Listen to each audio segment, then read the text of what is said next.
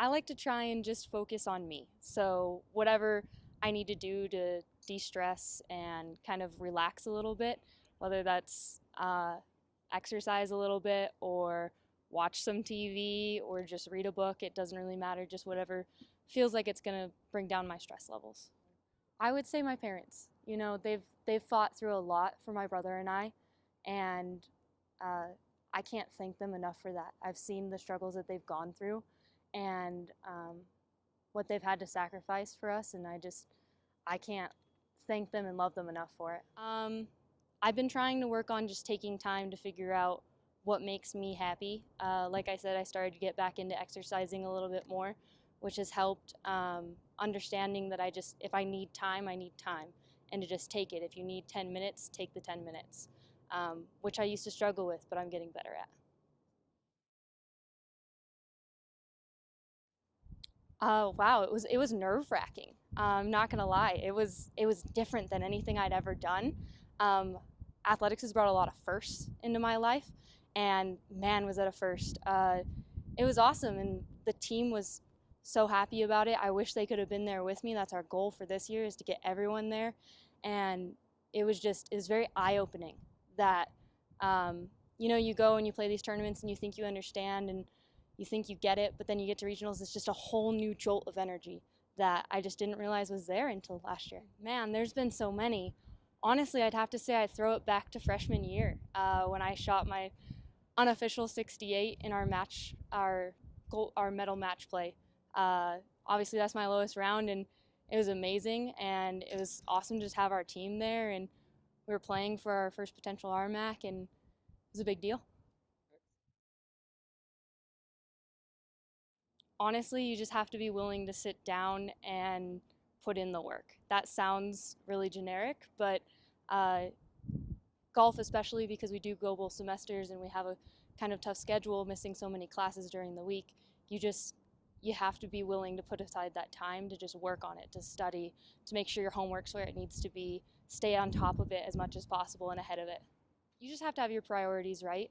You have to understand that you know, you are a student athlete and those are your two major goals. And so you have to be able to put them both equally as important, but understand when one needs to come over the other sometimes.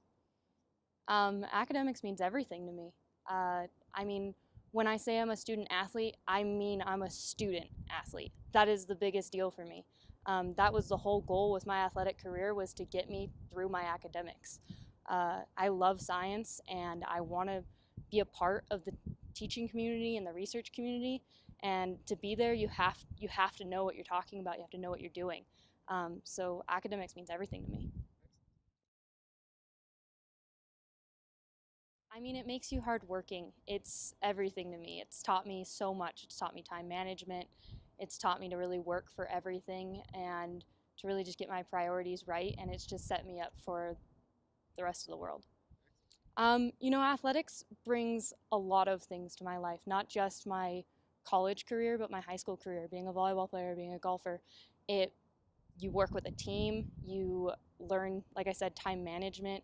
You understand what it means to work for something other than your academics, and people don't realize that that's really different. You can lock yourself in a room and study for 9 hours a day, and you can be there book smart wise, but it makes you interact with people, you interact with the community, interact with your team. It gets you out there, and it just brings experiences that I don't think you would get as just a student. So I'm a biology major. I actually didn't love science until about my junior year of high school, and I actually had my chemistry professor. And I know you'd say, "Oh, chemistry, why bio?" Chemistry was great, but I thought the life aspect of biology was really what was for me. Dan Capriolio, Dr. Dan Capriolio. He was one of my mentors here at the school before he passed, and he helped me uh, with a lot of my research and kind of got me on the love for research that I have now. And he gave me a chance as a little freshman, and I can't thank him enough for that. So, Jackson Laboratory for Genomic Medicine is a lab that was based in Connecticut. One that I was at was a new one created in the last 5 years in Hartford, Connecticut. And I'm sorry, in Farmington, Connecticut. And basically, they do genomics research. They have a bunch of different groups that do other things that are including genetics.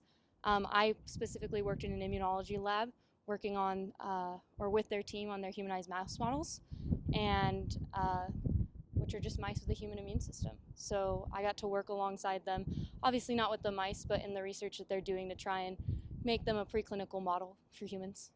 So after undergrad, I'd like to go to graduate school, get my PhD in immunology, and then hopefully teach, do some research, do them both at the same time, whichever comes first. So for academics, I would say just push through it. Freshman year is so hard, especially time management wise, and your academics can really slip because of it. Do everything you can to not let that happen. In terms of athletics, this is going to be different than high school. It's going to be different than anything else you've ever done. You need to really decide whether or not you're going to make that sacrifice to get to where you want to be personally.